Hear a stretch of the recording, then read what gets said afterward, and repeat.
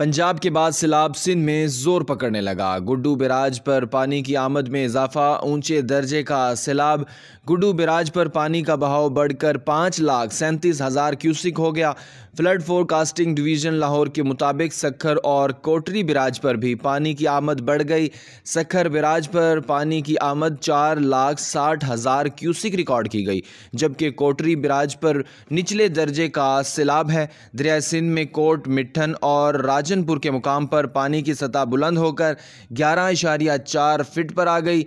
Head Panjnad का सैलाबी रेला coat Mithan के मुकाम पर दरियाए सिंध में शामिल हो रहा है, जिसकी वजह से कच्चे के इलाके में ऊंचे दर्जे का सैलाब है। दूसरी जानिब दरियाए चनाब में हेड पंजनद पर बहाव में कमी आना शुरू हो गई है, जहां पानी का बहाव तकरीबन 30,000 क्यूसिक कम होकर 60,33,000 पर आ गया, मगर अभी भी इंतहाई ऊंचे दर्जे का सैलाब बरकरार है। तहसील अलीपुर के कच्चे के इलाके मुलावाली में भी पानी दाखिल हुआ, जिसके बाद इलाका मकी नकल मकानी पर मजबूर हुए।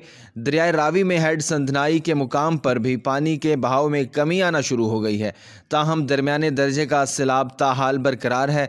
इधर दरियाए सुतलज की तुगयानी का जोर टूटने लगा। गंडा सिंह वाला पर पानी का बहाव 78,000 क्यूसिक कम होने के बाद निचले दर्जे के सैलाब में तब्दील हो गया।